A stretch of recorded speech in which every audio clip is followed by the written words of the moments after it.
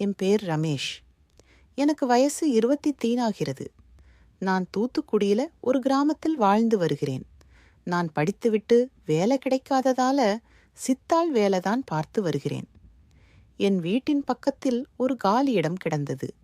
5 வருடத்திற்கு முன்பு ஒருவர் அந்த இடத்தை வாங்கி ஒரு பொண்ணை திருமணம் செய்து இங்கு வீடு கட்டி குடியேறினார்.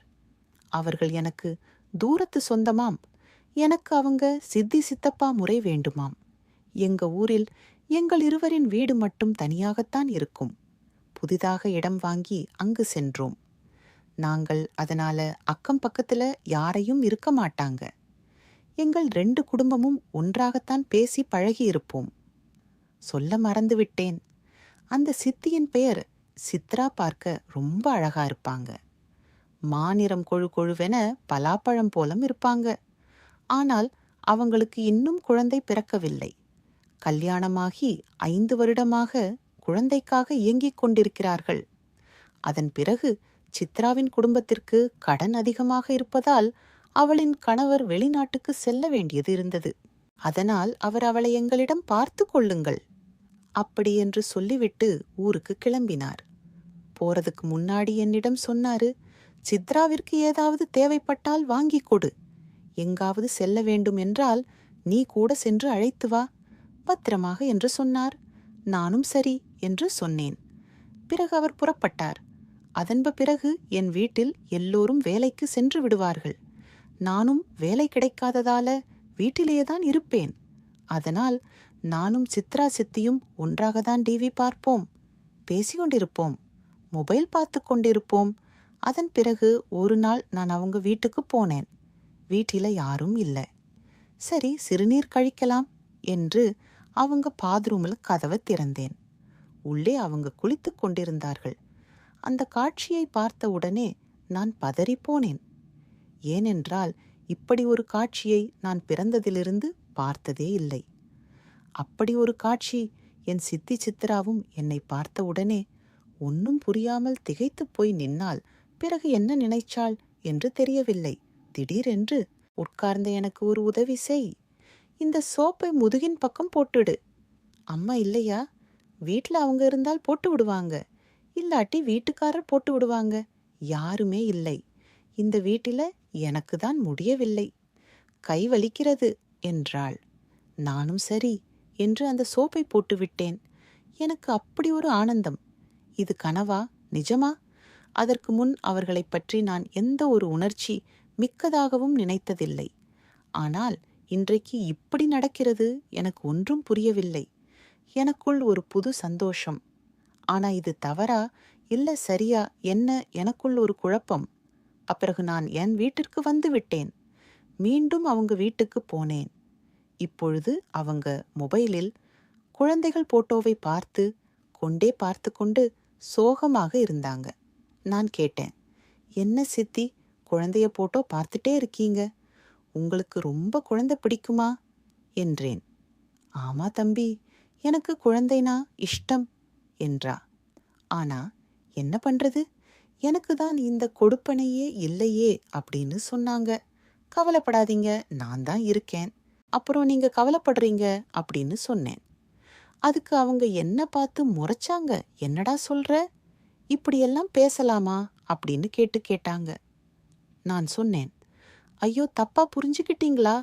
நானே உங்களுக்கு குழந்தை மாதிரி தான் இருக்கேன், நானே ஒரு குழந்தைதான் அப்படின்னு சொன்னேன். அவங்களும் சிரிச்சாங்க. அப்படி சொன்னியா, நான் தான் தப்பா நினைச்சுக்கிட்டேன் அப்படின்னு கொஞ்சம் இழுத்து சொன்னாங்க.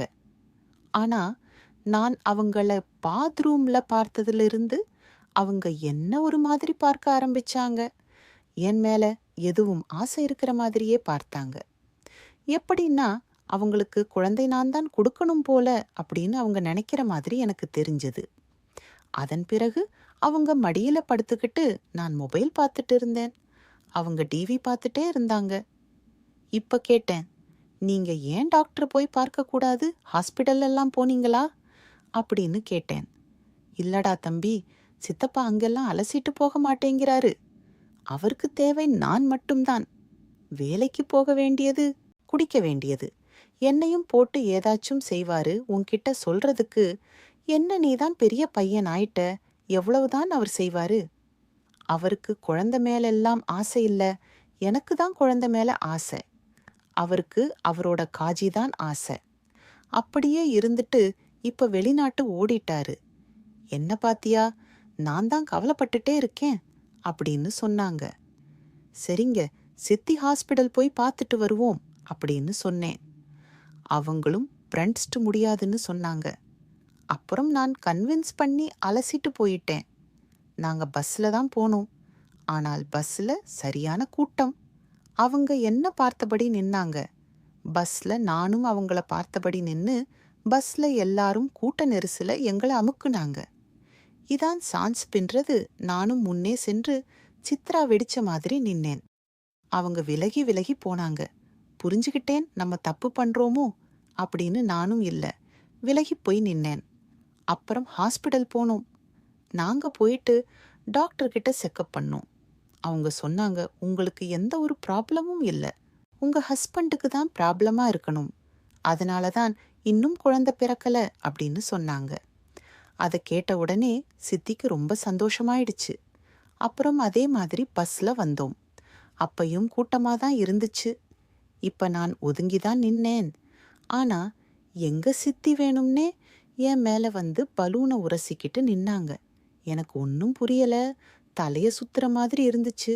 கூட்ட நெரிசலையில இப்படி பண்றாங்களா, இல்ல வேணும்னா இப்படி பண்றாங்களா? அப்புறம் வீட்டுக்கு போனோம். அதுக்கப்புறம் அப்பவே அவங்க ரெடியான மாதிரி தான் தெரிஞ்சது. வீட்டுக்கு போன உடனே அவங்க என்ன சோப்பால உட்கார வச்சுட்டு அவங்க வீட்டுல அழகிய 2 மாம்பழம் இருந்துச்சு. அது மேல துணி போட்டு மூடு இருந்துச்சு. அந்த துணியை தூக்கி போட்டுட்டாங்க. அப்புறம் காத்தாடிய போட்டு விட்டாங்க. என்ன வெயில் அடிக்குது அப்படின்னு மாம்பழத்தை 2த்தையும் எடுத்துட்டு வந்தாங்க. மாம்பழம் சூடா இருக்கு, இத காத்தாடி கிட்ட வச்சா சரியாகிடும், அப்புறம் சாப்பிடலாம் அப்படின்னு சொன்னாங்க. எனக்கு அப்பவே புரிஞ்சிருச்சு, எப்படியும் இந்த மாம்பழத்துல நமக்கு ஒன்று கொடுப்பாங்க, இல்லைன்னா 2மே நமக்கு தான். என்ன சொல்றதுன்னு தெரியாம சந்தோஷத்தில் இருந்தேன். ரமேஷ், உன்னோட பாறையை எடுத்துட்டு வா, உனக்கு ஒரு சர்ப்ரைஸ் இருக்குன்னு சொன்னாங்க. நானும் வீட்டுக்கு போயிட்டு கடப்பாறை எடுத்துட்டு வந்தேன். வீட்டின் பின்னே அழைச்சிட்டு போனாங்க. அவங்க வீடு சுத்தி காம்பவுண்ட் டவர் இருக்கும். அதனால யாருமே உள்ள பார்க்க முடியாது. அதுக்கப்புறம் என்னோட கடப்பாறைய பிடிச்சு அவங்க கீழே சொருவுனாங்க. நான் உதவி பண்றேன்னு சொல்லி நானும் சேர்ந்து கடப்பாறை பிடிச்சு ஒரு 50-60 வாட்டி சொருகி இருப்பேன். உள்ள ஏதோ இருக்கிற மாதிரி சத்தம் வந்துச்சு. அப்புறம் நோண்டி பார்த்தா சுண்ட கஞ்சி வச்சிருப்பாங்க போல. அப்புறம் கஞ்சி வர ஆரம்பிச்சது மேல. அந்த சுண்ட கஞ்சியை எடுத்து என்ன குடிக்க சொன்னாங்க. நான் எப்படி குடிக்கிறது? உங்களுக்கு தான் வசதியா இருக்கும், நீங்க குடிங்க, இனிமே எல்லாமே நல்லா இருக்கும்னு அவங்களுக்கு இந்த கஞ்சியை வாயில ஊத்தி விட்டேன். அப்புறம் பானையை தூக்கி நானும் கஞ்சி குடித்தேன். அதன் பிறகு தினமும் அவங்க வீட்டுக்கு செல்வேன். அங்கு சென்று ஏதாவது ஒரு வேலை செய்து கொண்டே இருப்பேன். அவங்களும் உதவி செய்வாங்க. அவங்க வீட்டில் சுண்ணாம்பம் பிடிப்பது, நீர் வரும் குழாய் துடைத்து வைப்பது, இப்படி நம் வேலை பார்ப்பதும் அவங்க பணியாரம் மாம்பழம் எல்லாத்தையும் எனக்கு கொடுக்கிறதும், இப்படியே எங்கள் வாழ்க்கை சந்தோஷமா போனது.